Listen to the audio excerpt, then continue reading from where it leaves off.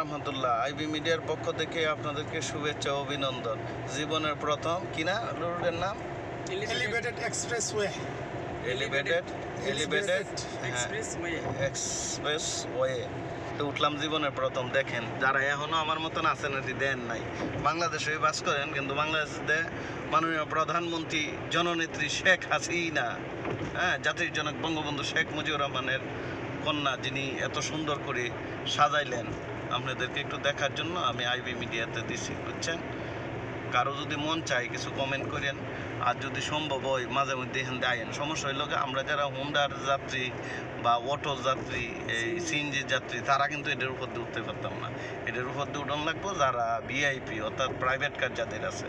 তা আমি আজকে একটা প্রাইভেট কার নিলাম, এই জন্য ওই আপনাদেরকে দেখাইবার সুযোগ হয়েছে, বুঝছেন। দেখেন, না আসলে না উঠলে বোঝা যায় না। মোটামুটি উপরে কাম করছে, নিচে দিয়ে যাই করছে।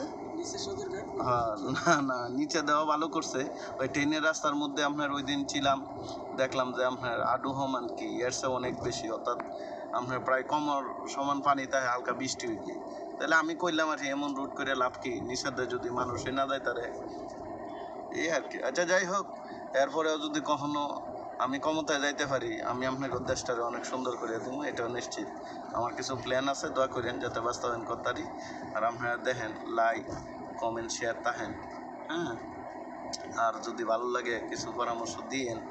অনেক সুন্দর, ভালো লাগতেছে, মনে হইতেছে সিঙ্গাপুর কি এর সাইডে যদি উন্নত কোনো দেশ থাকে, ওই দেশে আছি। ওই যে আকাশটা দেখেন, দেখছেন, অনেক সুন্দর, খুব ভালো লাগছে। অসংখ্য ধন্যবাদ। কারণ ভিডিও আবার বড় হইলে আপনারা কেউ দেখতে চান না, কষ্ট লাগে, এই জন্য নিয়োগ করছি ছোটো করে এই সাইডে দিলাম। ঠিক আছে, আল্লাহ হাফেজ। সবাই খুব ভালো সুখে শান্তিতে আরামে এসে থাকেন। আল্লাহ হাফেজ।